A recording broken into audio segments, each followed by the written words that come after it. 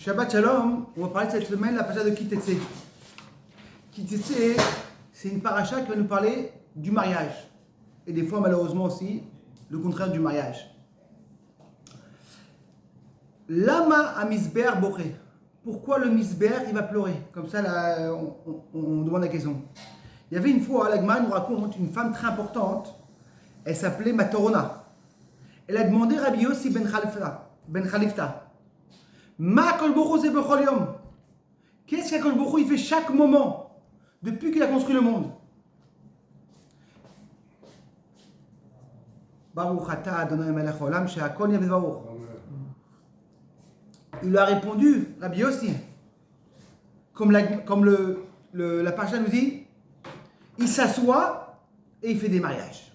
Il les met avec des bouilles. Il fait des contrats entre les femmes et les hommes. Les drachas, ils demandent combien de temps ça te prend pour faire des mariages. Tu prends une femme, tu prends un homme, tu le trouves, il se marie. Combien de temps ça te prend? Qu'est-ce qu'il fait toute la journée? Ça prend pas tellement de temps. Et là, en vérité, il y a une dracha qui est magnifique. Il dit, tu as raison. De faire un mariage, c'est très facile. Tout le travail, c'est après le mariage. Le plus facile, c'est de se marier, faire la grande fête, Baruch Hashem. Mais qu'est-ce qui se passe après ça? Qu'est-ce qu'il fait en vérité avec le Borou toute la journée? Il le fait rentrer dans chaque maison le Shalom Bayit. C'est qu'est-ce qu'il nous fait en vérité? Il fait rentrer le Shalom Bayit dans chaque maison. Et ça qu'il fait en vérité. On voit une chose qui est très spéciale dans le mariage. Chaque personne qui se marie au début, et la simcha, vraiment tu vois une amitié, un respect. Et doucement, beaucoup de fois avec les années, ça descend. Non mais c'est pas possible. Il y a 10-15 ans, il y a à peu près 5-6 ans, c'était vraiment... Comment ça se fait qu'en vérité, l'amitié, elle descend? En vérité, on dit comme ça. Chaque chose qui est très importante, tu vas tout faire pour l'avoir. Quand l'importance, elle descend, on va moins faire les choses. Et là, en vérité, on va comprendre c'est quoi le secret du mariage par rapport à la paracha. On sait que la paracha nous raconte le mariage, mais aussi elle parle aussi le contraire du mariage, malheureusement. Si une personne, il aime plus sa femme, malheureusement, la Torah te dit, il faut qu'il se divorce. Malheureusement, il va à la rabbanout, il va se divorcer. Et là, en vérité, on va voir dans nos sages, il dit comme ça. Baïm Chaza Besof Masechet Gitin. À la fin de la Masechet Gitin, il dit comme ça. Kol HaMegaresh et Ishto Rishona. Chaque personne qui va se divorcer, la première femme, même le Misbéach, il va descendre du pleur. Et la question qui se demande, ok, je peux comprendre que le Misbéach va être triste, que le Borou va être triste. Mais pleurer, une personne ne pleure pas tout le temps. Pleurer, c'est vraiment, tu arrives à un moment qui est très compliqué. En général, les petits-enfants, ils pleurent beaucoup. Et avec le temps, un enfant, il va moins pleurer. Pourquoi? Parce qu'en vérité, un enfant, quand il est petit, chaque chose pour lui, c'est énorme. Une personne qui est adulte, il va pleurer vraiment dans les moments très compliqués. Vraiment quand il aura des vrais problèmes. Et la question qui se demande, comment c'est arrivé que le Misbéach, il arrive et il pleure? Pourquoi qu'il n'est pas triste? C'est quoi ce pleur?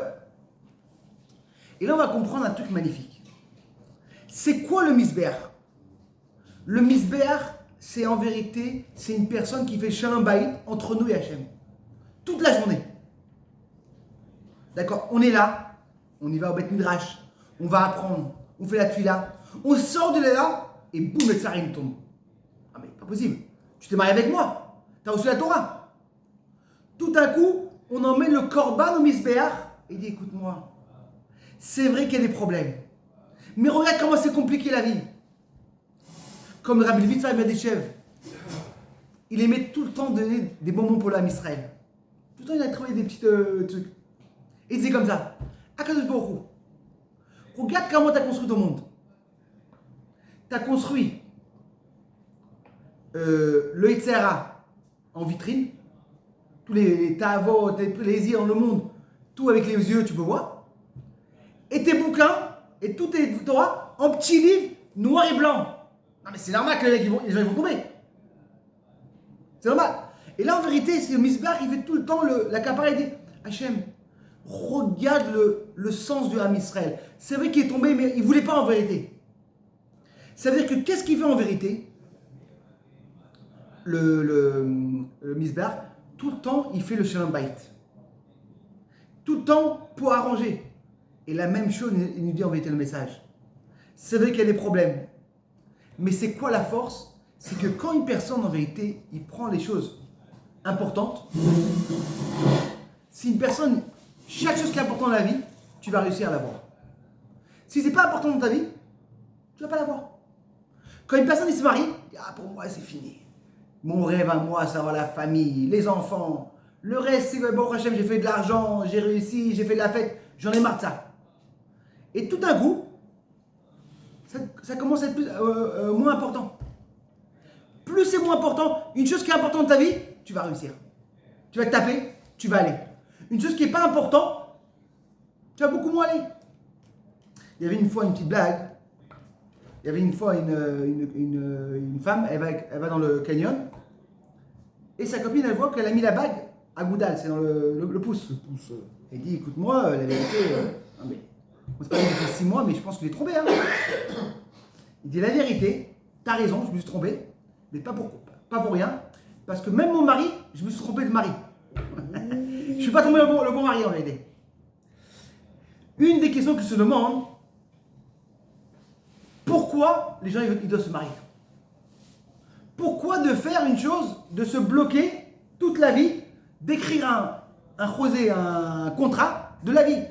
En général, personne ne fait des contrats pour toute la vie. Même si tu vas acheter une maison, maximum, c'est les des gens... contrats abusifs, ça. Abusifs.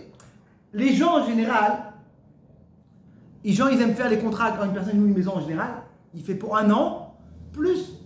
Et là tu viens, tu rencontres quelqu'un, allez viens on fait le contrat pour toute la vie. Et c'est quoi en vérité?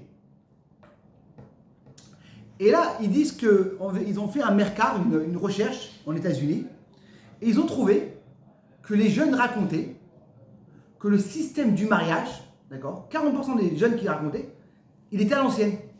C'est un système qui était depuis 4000 ans, il n'a jamais avancé.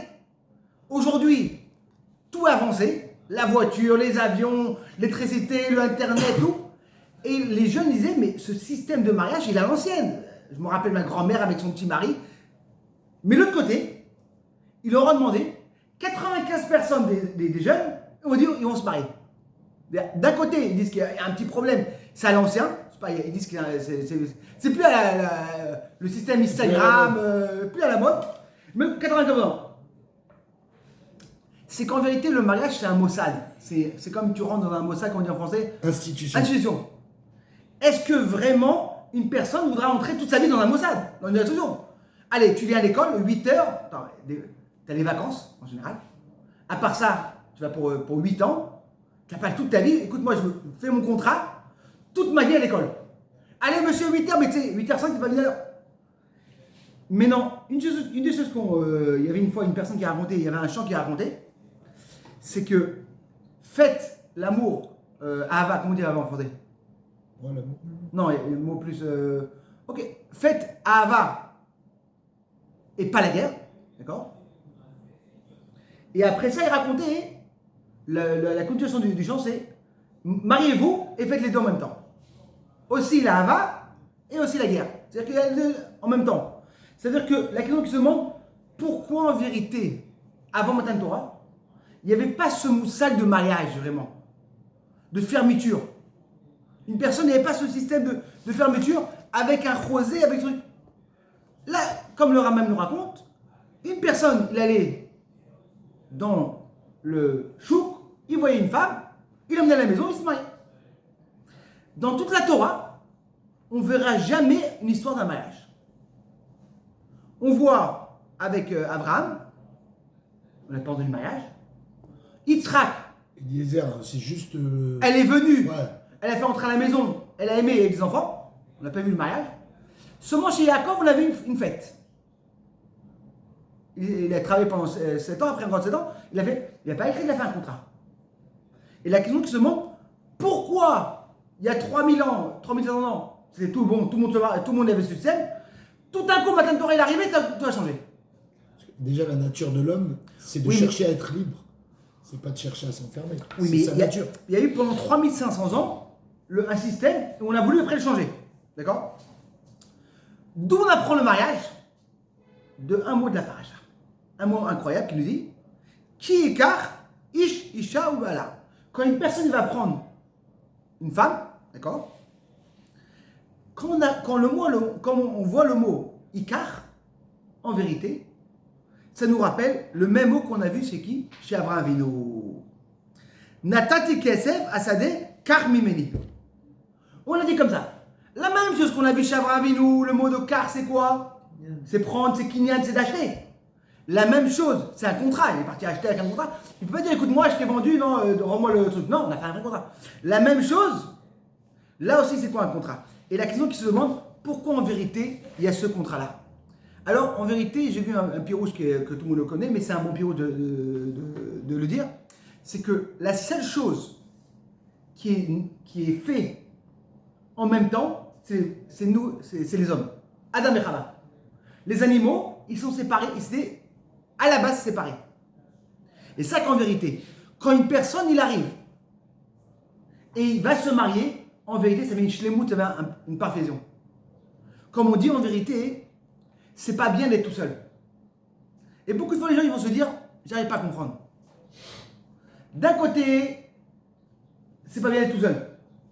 De l'autre côté, la Torah te dit, le Tov Adam Mivado. Ezer Kenegdo, elle est contre moi. J'ai vu un pirouge sur les Ezer Kenegdo. C'est quoi les Ezer Kenegdo? Le pirouge, c'est si tu mérites, elle va t'aider. Si tu mérites pas, elle va être contre toi. Et comme tout le monde le sait, des fois, il y a des gens qui arrivent, ils ont peur d'entrer à la maison. Dès qu'ils rentrent à la maison, le ventre commence à tourner, l'angoisse, ils vont tout faire. Et le rabbi explique un pirouche magnifique. C'est quoi en vérité Ezer Kenegdo? C'est que on va acheter une nouvelle table. C'est fini, Baruch Hashem. On sait que, j'avais écouté une fois un chiot, c'est que la différence entre un homme et une femme, c'est qu'une femme, elle aime chaque année acheter des nouveaux meubles. Elle peut acheter toutes les années une nouvelle table. Ah, elle est vieille la table! Non mais arrête! Non mais tu sais! Elle a à peine 12 ans. Elle a pas de... Et le mari, c'est marrant, il a ce truc-là, il peut garder une table jusqu'à la fin, c'est-à-dire que les pieds vont tomber. Tant qu'elle tombe pas. Tombe pas. Mais, c'est-à-dire que c'est vraiment, on était à la fin, après 12 ans, on est mariés, on va acheter une belle table. Ils y vont, mais tu rentres dans le magasin, t'as 20 000 tables. Et la femme, elle dit, voilà, j'adore cette petite table ronde. Et en plus, elle a des petites fleurs. Elle est bidou comme mon sapin, le sapin et les violenotes. Comment on dit violenotes? Les rideaux. Les rideaux. Magnifique. Mais le mari dit, mais écoute-moi, pour que la famille elle a grandi, on aura des invités. Viens, on prend une grande table. Mais non, moi je veux une ronde, une belle. Non mais c'est pas possible. Mais regarde cette table, elle est grande. Ouais, mais moi je veux une belle table. Mais non. Et devant le vendeur, il commence à disputer. Et c'est toujours la même chose. J'arrive pas à acheter chez toi. Tac, tac, tac, ils se disputent. La femme, elle prend le taxi, elle rentre à la maison, pendant 2 jours, il ne part plus. Mais c'est pas possible. Je suis parti après 12 ans de mariage, je vais me faire un kiff, acheter une nouvelle table, de me meubles, et ça arrive comme ça. Et le rabbi dit en vérité, Ezer Kenegdo, puisqu'elle pense différemment que toi, parce qu'elle aime ce système, toi tu aimes, à la fin vous allez acheter une table belle et grande. C'est-à-dire, à la base, si tu aurais été tout seul, c'est comme une personne qui est patron d'une compagnie. Si tu as 2 patrons dans la même tête, c'est chaud. Non mais qu'est-ce que tu vas gagner? Quand une personne il tire un côté et l'autre côté, là ça va marcher. C'est-à-dire qu'en vérité, cette force de quoi? De le Inyan, qu'on était, comme tu as dit avant ça, le seul endroit qui a écrit l'Otov, dans toute la Torah, c'est sur quoi? L'Otov Adam Levado d'être tout seul. Pourquoi? Parce que quand une personne il est moitié, il ne peut pas faire les choses. D'après quand il est ensemble, il pourra faire les choses. Non, mais il n'y a pas écrit Ra non plus. Il n'est pas écrit l'Otov. Que Bezrat Hashem, on va apprendre c'est quoi l'importance du mariage. Et quand une personne il va savoir, il n'y a pas plus important, il n'y a pas plus beau de voir les enfants grandir ensemble, de voir Baruch Hashem la femme. Et quand on respecte la femme, et Baruch Hashem t'en met tous les brachot, quand il disait, tous les brachot viennent de la femme. Et que Bezrat Hashem, on apprend de ça, et le contraire aussi.